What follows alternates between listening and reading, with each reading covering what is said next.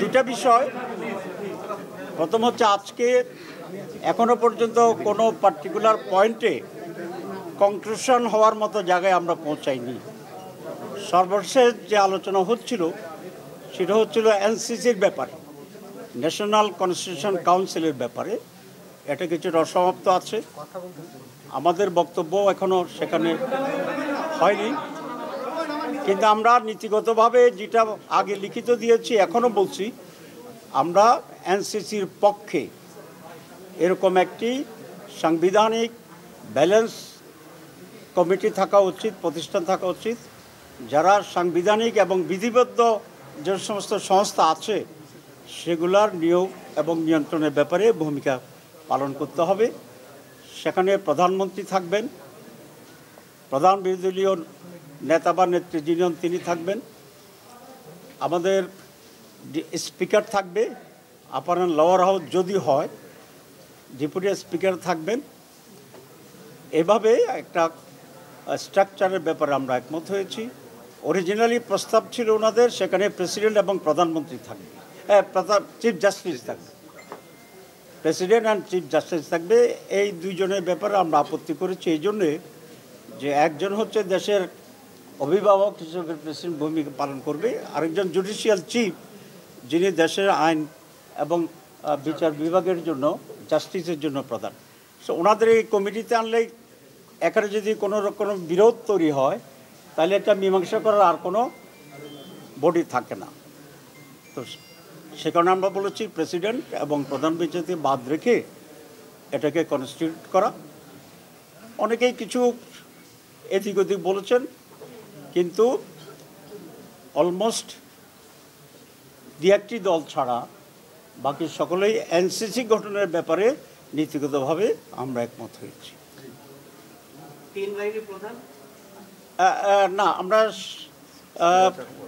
ওইগুলো আমরা মনে করি যে আবার আলোচনা হবে, কন্টেন্টস কী হবে, কারা কারা থাকবে সেক্ষেত্রে পরে বিস্তৃত আলোচনা হবে। তবে বাংলাদেশ জামায়াত মনে করে আমাদের তিন বাহিনী প্রধান এই জায়গার বাইরে থাকা ভালো নিয়োগের ক্ষেত্রে। তাদের যে ফর্মাল যে নিয়োগের প্রক্রিয়া আছে সেটাই থাকলে আগের মতোই সেটাকে আমরা সমর্থন করি।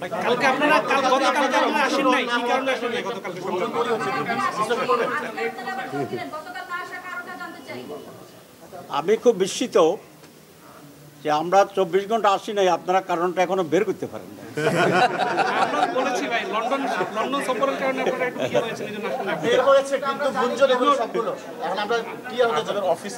আমরা আপনারা দেখেছেন যে মাননীয় প্রধান উপদেষ্টার লন্ডন সফরের কিছু কিছু বিষয়ে আমরা আপত্তি জানিয়ে এবং প্রশ্ন করে একটা বিবৃতি আমরা দিয়েছি। সেই বিবৃতিটাই হচ্ছে ওনার লন্ডন সফরের ব্যাপারে আমাদের অফিসিয়াল স্ট্যান্ড, এবং এটা আমাদের নির্বাহী বৈঠকেই, হাইস্ট বডি যেটা আমাদের অ্যাপেক্স বডি, সেই নির্বাহী বৈঠকের সিদ্ধান্ত ভিত্তিতেই এটা এবং অ্যাপ্রুভালের ভিত্তিতেই সেই স্টেটমেন্ট আমরা দিয়েছি।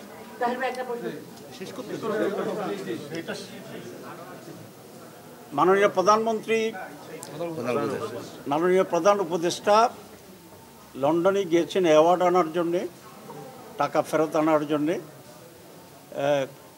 এবং ওনার উপস্থিতিতে বাংলাদেশের অন্যতম বৃহৎ দল Bangladesh nationalist party BNP executive প্রধান বা ভারপ্রাপ্ত প্রধানের সাথে ওনার সেখানে একটা বৈঠক হয়েছে এবং সাক্ষাৎ হয়েছে। এটাকে আমরা ওয়েলকাম করেছি এবং মিটিংয়ের আগের দিন অনেকগুলো পত্রিকায়, বিশেষ করে প্রথম আলোতে আমার বক্তব্য, ওয়েলকামিং বক্তব্য খুব স্পষ্ট হয়েছে। 2, নির্বাচনের তারিখের ব্যাপারে উনি যে কথা বলেছেন, ডেটের ব্যাপারেও আমাদের তেমন কোনো আপত্তি নেই, কারণ আমরা তো ডিসেম্বর টু এপ্রিল ফ্লেক্সিবিলিটি রেখে নির্বাচনের তারিখ ঘোষণার জন্য আমরা প্রস্তাব করেছিলাম। সুতরাং ডিসেম্বর হইলেও এটা আমাদের দাবির ভিতরেই হতো। এখন যে ফেব্রুয়ারির ব্যাপারে করার কিছু শর্ত সাপেক্ষে যে ফেব্রুয়ারির কথা বলা হয়েছে সেখানেও আমাদের প্রস্তাবের ভিতরেই আছে। এপ্রিলে যদি হয়তো যেটা উনি ঘোষণা করেছিলেন সেটাও আমাদের প্রস্তাবের ভিতরেই ছিল। সুতরাং ডেটের ব্যাপারে বাংলাদেশ জামাত ইসলামী পূর্বাহ্নেই একটা টাইমলাইন দিয়েছে, আর আমরা বলেছিলাম আমরা একটা পার্টিকুলার ডেটে ওনাকে ডিকটেট করতে চাই না, রিজিড থাকতে চাই না, আমরা ফ্লেক্সিবিলিটিকে আমরা অ্যাকসেপ্ট করি। এখানেও আমাদের কোনো তেমন আপত্তি নেই। আমরা যে জায়গাতে প্রশ্ন তুলেছি যে উনি জাতির উদ্দেশ্যে একটা ভাষণ দিয়েছেন, ভাষণ দিয়েই টেলিভিশনে একটা তারিখ ঘোষণা করছেন। তো এখানে যদি কোনো পরিবর্তন হয় আলাপ আলোচনার মাধ্যমে, এটা হতেই পারে। বিএনপি একটি বড় দল, তাদেরও দাবি ছিল, এবং আলোচনা করে উনি যদি কনভিন্সড হন যে এটা চেঞ্জ হতে পারে, এখানে আমাদের কোনো কথা নেই। কিন্তু সেটা ভালো হইতেও, যেহেতু উনি একটা টেলিভিশনে কমিটমেন্ট করেছিলেন, বাংলাদেশে এসে আবার কথাবার্তা বলে এটাকে উনি রিভাইজ করতে পারতেন, কিন্তু সেটা উনি করেন নাই। দুই, আমরা বিস্ময়ের সাথে দেখলাম যে উনি একটি দলের প্রতিনিধির সাথে জয়েন্ট স্টেটমেন্ট করেছেন, যৌথ বিবৃতি। এটা পৃথিবীর ইতিহাসে রিপিট হয়েছে, আসছে কিনা আগে এক্সাম্পল আমাদের জানা নেই। বিভিন্ন দেশের সরকারের সাথে প্রধান বিরোধী দল বা পার্লামেন্টের প্রতিনিধিত্বকারী দলগুলোর সাথে মিটিং হয়, কারণ তখন তাদের একটা স্ট্যাটাস ডিফাইড। তো এখানে বহুদলীয় গণতন্ত্রের 100-এরও বেশি দল আমাদের দেশে আছে। তাহলে তো এমন এক কালচার তৈরি হবে, উনি যার সাথে কথা বলেন একটা জয়েন্ট স্টেটমেন্ট করতে হবে। আমরা মনে করি এটা নজিরবিহীন ছিল এবং এটা প্রপার ছিল না। এতে অন্যান্য বাকি সকল দলেই কিছুটা বিব্রত হয়েছে, আমরাও সেরকম এটা ফিল করি। ব্যক্তিগতভাবে জামাতে ইসলামী নয়, অ্যাজ এ হোল সকল দলগুলো এখানে কিছুটা বিব্রত হওয়ার মতো পরিস্থিতি তৈরি হয়েছে। জয়েন্ট স্টেটমেন্ট এবং জয়েন্ট প্রেস ব্রিফিং, এখানে আমাদের আপত্তি। বিএনপির ব্যাপারে আমাদের কোনো বক্তব্য নেই। আমরা সেই কারণে আমাদের এই ধারণা হয়েছে যে মাননীয় প্রধান উপদেষ্টা তার নিরপেক্ষতা হারিয়েছে, এবং এইভাবে যদি চলতে থাকে তাহলে যে সংস্কার কমিশন আছে এখনও তারা খুব বেশি অগ্রসর হতে পারবে না, এবং এটা অনেকটা পর্বতের মুশিক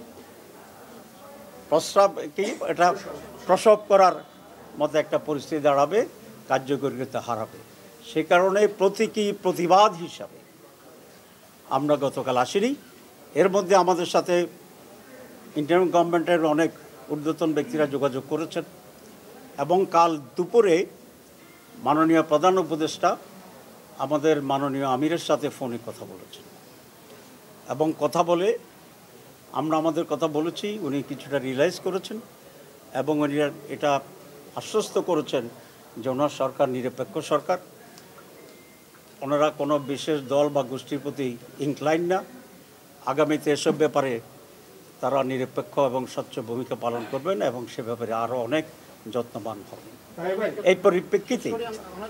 এই পরিপ্রেক্ষিতেই ওনার সাথে কথা বলা এবং অন্যান্য কর্মকর্তাদের সাথে কথা বলার পরিপ্রেক্ষিতে আমরা আজকে আবার আসার জন্য সিদ্ধান্ত নিয়েছি।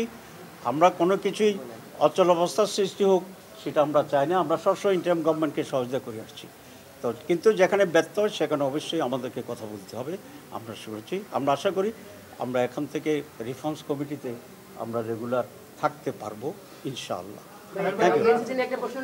জি প্রশ্ন নেব। সেটা হলো যে অনেকে ভাবছে যে এইটা দিয়ে যে এক্সিকিউটিভ পাওয়ারটা ভাগ হয়ে যাচ্ছে, এবং এরকমও আলোচনা যে যারা ক্ষমতায় যেতে পারবে না তারা চাইছে সরকারের হাত পা বেঁধে দিতে। মানে এদিকে তাহলে কি সবাই সবার দলীয় স্বার্থে চাইছে? জি, আপনি যে ব্যাখ্যা দিচ্ছেন এই ব্যাখ্যা এটা তো হইতে পারে যে সেটা দলীয় স্বার্থে হইতে কথা বলতেছে। সুতরাং দলের স্বার্থে কোন দল উপকৃত হবে, কোন দল ক্ষতিগ্রস্ত হবে, জাতীয় পর্যায়ের সিদ্ধান্তগুলো সে বিবেচনায় কোনোভাবে আসা উচিত নয়। আসতে হবে যেটা হওয়ার দরকার, যেটা হলে দেশের জন্য ভালো হবে, কল্যাণ হবে, স্মুথ গভর্নমেন্ট হবে। এটা আমরা মনে করি যে বাংলাদেশের 54 বছরের অভিজ্ঞতায় আমরা দেখেছি যে কোনো একটি শুধুমাত্র প্রধানমন্ত্রী বা যখন প্রেসিডেন্ট এত বেশি পাওয়ারফুল হয়ে যায়, চেক অ্যান্ড ব্যালেন্স না থাকার কারণে তারা ফ্র্যাঙ্কেনস্টাইন স্টাইলে দেশ চালাতে চায়, তারা স্বৈরাচার হয়ে যায়, তারা ফ্যাসিবাদ হয়ে যায়, তারা একনায়ক হয়ে যায়।